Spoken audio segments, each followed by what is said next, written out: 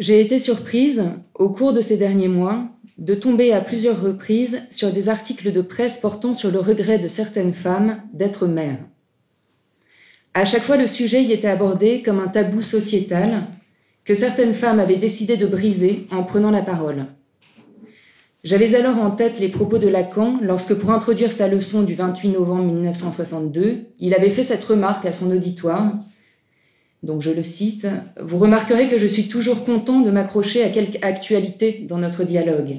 Somme toute, il n'y a rien que ce qui est actuel. C'est bien pourquoi il est si difficile de vivre dans le monde, disons, de la réflexion. C'est qu'à la vérité, il ne s'y passe pas grand-chose. » Fin de la citation. Prendre en considération la parole de ces femmes à propos de leur découverte et de leur expérience d'être mère, c'est donc présenté comme allant de soi, dans la mesure où les difficultés qu'elles exposent sont fréquentes et pourtant couramment maintenues sous silence. Ainsi, le premier article qui avait attiré mon attention à ce sujet était paru dans le journal Le Monde, fin 2021. Il était intitulé « Mal de mère ou le tabou du regret maternel ». Dès les premières lignes, la journaliste faisait référence à la honte et la culpabilité que pouvait générer le regret éprouvé par certaines femmes d'être mères. Cet article prenait appui sur un ouvrage paru en 2021 et signé de la journaliste et productrice Stéphanie Thomas. Ce livre, Mal de mère, expose les témoignages, réflexions et interrogations de plusieurs femmes, dont l'autrice, elle-même fille et femme, bien sûr, et mère. La journaliste concluait son article par ces mots « Aussi étrange que cela puisse paraître, c'est justement l'intérêt que ces femmes portent à leurs regrets qui fait d'elles des femmes investies dans leur rôle de mère. » Merci beaucoup. Compensation d'une culpabilité sinon écrasante, m'étais-je demandé, ou bien soulagement de s'être autorisées à exprimer leurs ressentis.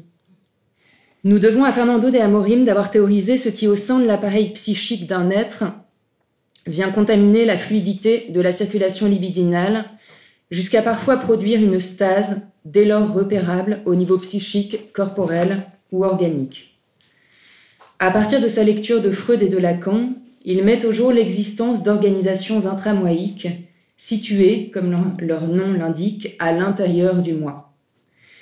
Prenant appui sur Freud, qui avait repéré l'existence au sein de l'appareil psychique de la résistance du surmoi, Amorim identifie la mise en œuvre de cette résistance dans les agressions qu'un être entreprend vis-à-vis de lui-même ou de l'autre, que celle-ci soit agie musculairement ou par écrit.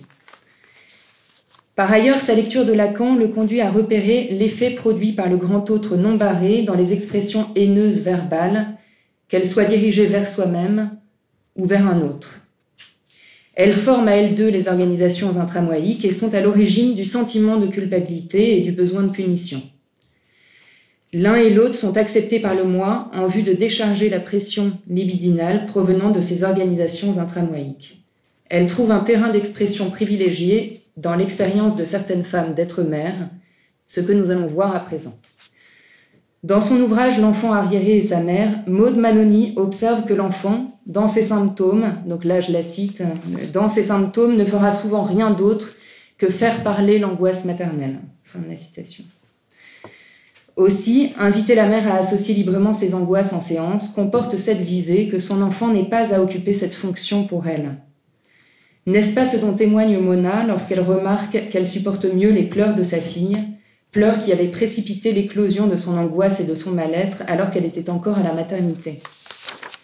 Pleurs qui, pour Mona, avaient introduit une première distance avec les projections fantasmatiques que celle-ci avait faites sur sa fille, un rêve chargé de remplir ce qui fut laissé vide dans son propre passé, écrit Manoni, une image fantasmatique qui se superpose à la personne réelle de l'enfant. Mona évoque le décalage entre son projet fantasmatique et l'effet de la rencontre avec son enfant. « L'arrivée de ma fille, je ne l'imaginais pas comme ça, dit-elle. Je pensais que ça me ferait plaisir. » Quelque temps plus tard, elle dira également à propos de sa fille « Au début, je ne l'aimais pas. J'arrivais pas à être maman. » Signalant bien là le processus en jeu et non simplement le changement de statut produit par l'arrivée au monde d'un enfant. Pour Manoni, d'un point de vue fantasmatique, le rôle qu'une mère fait jouer à son enfant depuis sa conception est précisément déterminé et trace le destin de celui-ci. Il sera cet objet sans désir, propre, dont le seul rôle sera de combler le vide maternel, écrit-elle. Ainsi, le rôle de l'enfant consistera à représenter inconsciemment pour l'autre un manque, avec la double fonction de représenter et de remplir. Devenir mère ne s'opère pas comme un simple changement d'état au moment de la naissance de l'enfant. C'est une position dont l'équilibre est toujours précaire, sans cesse chahuté, non seulement par des éléments extérieurs, mais également par la propre vie psychique de celle-ci et les fantasmes qui la colorent. Cette inconstance offre son lot de difficultés, mais aussi de découvertes pour qui se laisse enseigner par ces vents changeants. Je vous remercie.